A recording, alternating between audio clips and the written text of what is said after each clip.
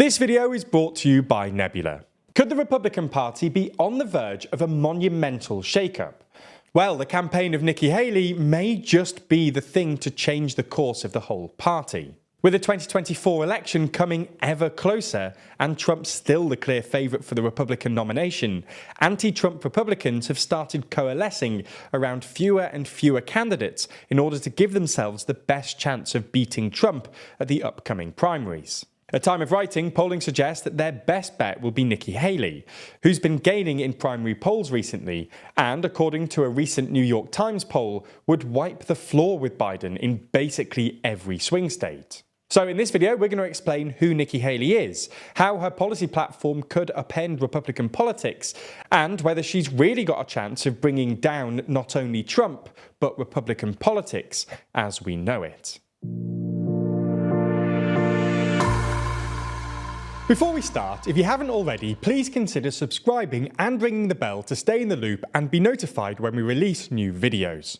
Born Nimrata Nikki Randhawa, the daughter of two Indian immigrants to the United States, Nikki Haley has had a long career in both state and national politics. After marrying her husband and getting her accounting degree from Clemson University, Haley set her sights on the House of Representatives. She'd only served 2 terms in the House for her home state of South Carolina, before running in 2010 to be the state's first female governor and the first person of colour to be elected to the governor's mansion. The 2010 election was pivotal in the careers of many young Republican leaders, as it was the year of the so-called Tea Party movement, where vast numbers of often more radical Republicans were elected to both state and federal offices.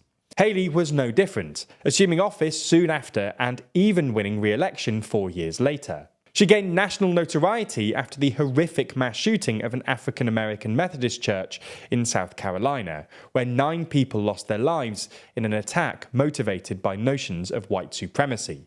That attack, in concert with other such racist events, sparked a national debate over the display of the Confederate flag and memorials on public land. South Carolina, being the first state to secede from the Union, still retains many such flags and memorials to this day.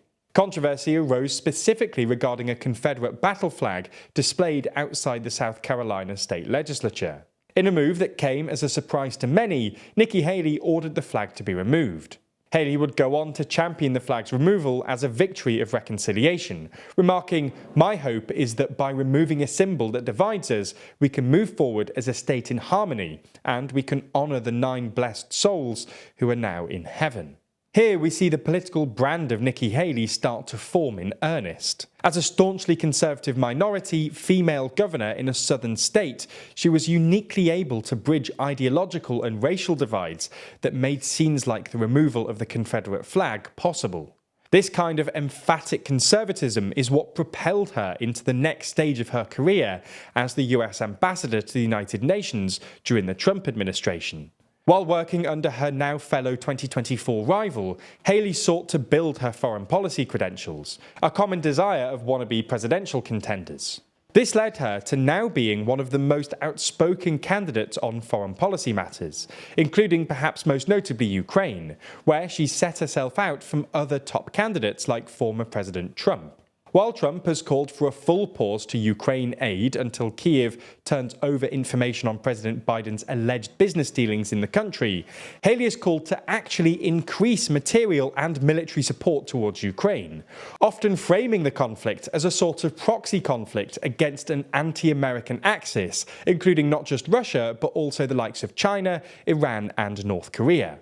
Similarly, this framing, seeing anti-American nations as a league of their own, has encouraged Haley to call for an escalation in military support to both Israel and Taiwan, as each nation comes under increased pressure from Iran and China respectively. Unsurprisingly, Haley also takes a hawkish stance against China, which has been a major focus of both Haley's tenure at the UN and her burgeoning presidential campaign.